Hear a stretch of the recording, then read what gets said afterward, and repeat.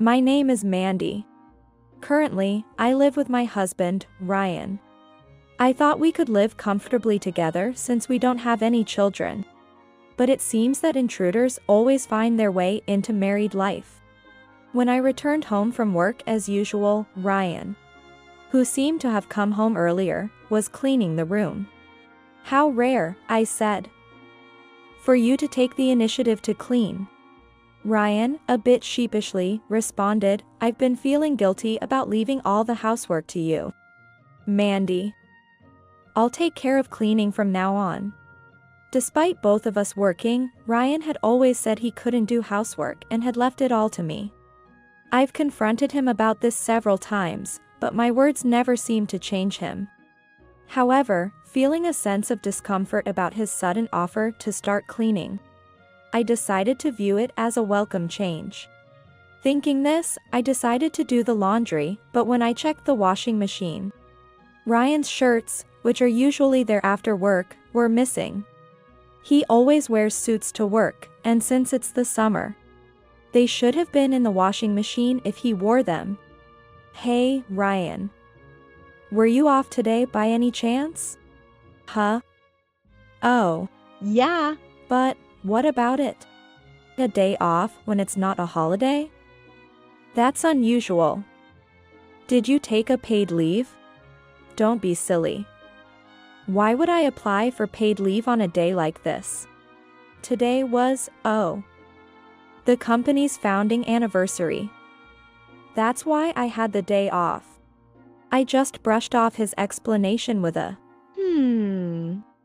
I've never heard of his company giving a day off for the founding anniversary in all the time we've lived together. While he was in the bath, I checked his company's website and found that the founding anniversary was not today, but 6 months later. It was clear Ryan had lied about taking the day off. However, I couldn't understand why he lied to me. I was left feeling uneasy. "Mandy, what's wrong? Have you been bothered by something recently?" My unease must have shown on my face because Anna, who works at the desk next to mine, asked me about it. Thinking I still have much to learn if my attitude gave me away, I vaguely responded, "Well, there's been something on my mind lately." Upon hearing this, Anna exclaimed, "Ah! Could it be something to do with your husband? How did you know?"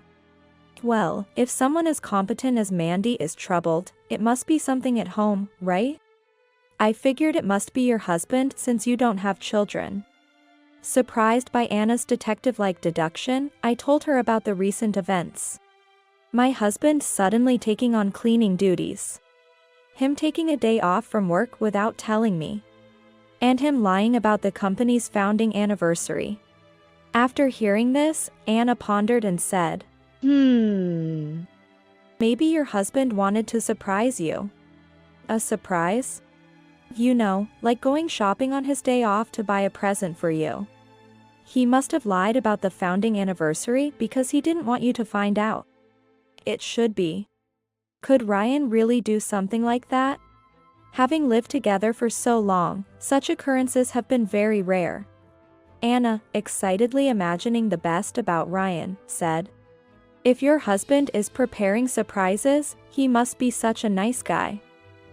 I'd want a husband like that." Feeling reluctant to crush Anna's dreams by telling her that's not the kind of person Ryan is, I decided not to say anything. Anna is still in her late 20s and seems to be dreaming about marriage. I couldn't bear to shatter those dreams, so I just went along with her for the day.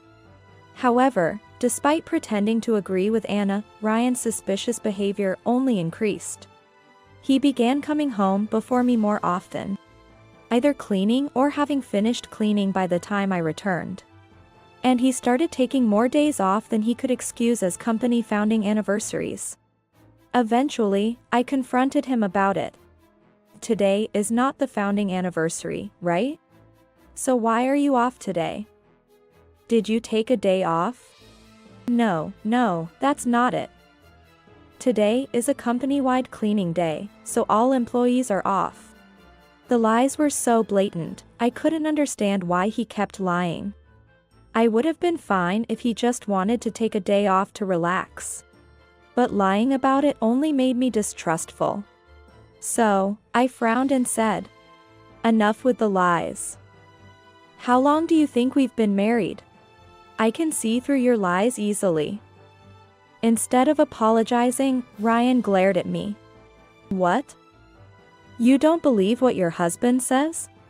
He came at me with something that made no sense, saying, "I'm the husband here. I'm a man. Isn't it a wife's duty to believe her husband's side of the story?" Even when he had left all household chores to me, claiming incompetence, he had never adopted such an arrogant tone. As I was shocked by his sudden change, he said, "I can't go on with someone who doesn't know how to respect a man like you." And then he suddenly stormed out of the house. What could have possibly prompted such a drastic change in him? It was beyond my comprehension. Yet, I harbored hope that, given our years of companionship as a couple, Ryan would soon cool off and return home. After all, we were both entering our 40s. Abandoning our household now seemed unthinkable. Contrary to my expectations, however, Ryan returned a week later, bringing a woman to our home. The sound of keys jostling at the entrance on an off day hurried me to the front door. Only Ryan and I had keys to our home, and no spare had been given out. My initial joy at thinking Ryan had returned was shattered when, upon opening the door, I was greeted not by Ryan's voice, but by that of a woman. It's my first time entering Ryan's house, where his wife lives. I wonder if I'll be harassed by a jealous wife. Her voice was familiar, yet Ryan responded with a sweetness I had never heard before, assuring, "Don't worry. If that happens, I'll protect you even if it costs me my life." Yay! I'm so happy. "I love you, Ryan." Just their exchange alone was enough to make me feel nauseous. I wanted to rush to the bathroom and throw up immediately. However, before I could do that, I accidentally made eye contact with Ryan, who had just entered through the door. There was no one beside him. It seemed the woman Ryan was talking to must be waiting outside. Ryan glared at me as if I were an enemy. Despite being his wife, the conversation suggested that the woman outside likely was now more significant to him. In fact, it seemed she had become more important to him than I ever was. "I'm divorcing you." While saying this, he shoved the divorce papers he had signed at me. I, too, have no confidence in continuing as a couple with him, who regards me as an enemy. After seeing him lie to me and then angrily storm out of the house before, my patience had run out. I hesitated for a moment but eventually signed the divorce papers and handed them back to him. He looked satisfied with the divorce papers and said, "I'll leave the house to you," before leaving. His belongings are still in the house. I wonder if that's okay. I sighed and decided to pack his things and send them to his parents' house. Keeping them would only be a hassle. I can't imagine living alone in the house we built to live together as a couple. I decided to sell the house and start over. A week later, while I was organizing the house to send his belongings, I received a frantic call from his parents. I wasn't very close to his family, but I did visit them for Christmas and other holidays. And we had a decent relationship. His mother immediately asked on the phone, "Mandy, what's going on? Can you explain?"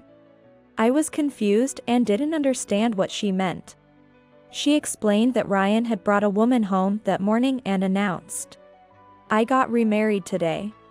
Divorced from me and remarried in just a week? I was astounded. I sensed there was a woman behind him, but I never thought he would act so rashly. I told his mother about how he suddenly presented me with divorce papers a week ago. She was naturally shocked, as she thought we were a happily married couple. Until recently, I had thought we would spend a happy retirement together. So this incident came as a shock to me. However, there were more surprising events to come. Incredibly, after my mother-in-law, this time it was Ryan himself who called me. "Where's my stuff?" "I was planning to send it to your parents' house." "Leave it. I'll come and get it." "You're off tomorrow, right?" "I'll bring my new wife to show you.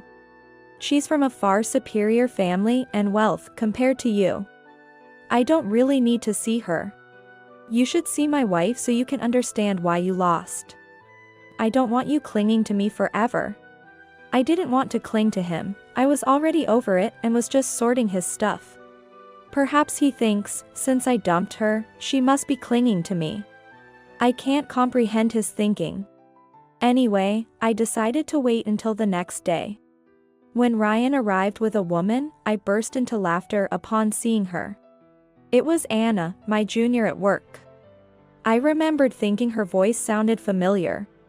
But I never imagined she was Ryan's affair partner. When I was feeling troubled, Anna quickly realized it was about my husband. Perhaps she wasn't deducing, but knew because she was involved with him. That would mean she was enjoying the situation, pretending to guess about a surprise. There's a limit to how bad someone's character can be. But what a ridiculous situation. Ryan had bragged about his superior wife, and it turned out to be Anna. Seeing me doubled over with laughter, Ryan and Anna looked completely confused. Anna even looked at me as if she was seeing something creepy. "Hey, Ryan, what's gotten into Mandy? Has she gone mad from the shock of being dumped?" I don't know." "Mandy, what's gotten into you? Why are you laughing like that?" Wiping away tears of laughter, I managed to compose myself enough to speak. "It's just ridiculous. Ryan, you said you were bringing home the best wife, and it turns out to be Anna. That's just too absurd." Feeling mocked, Ryan and Anna scowled and glared at me. "What are you talking about? Anna is the best wife. She's younger, and comes from a good family with assets." "What?" Anna was the one surprised by his words. Seeing Anna's reaction, Ryan tilted his head, puzzled. Surely, they must be misunderstanding each other.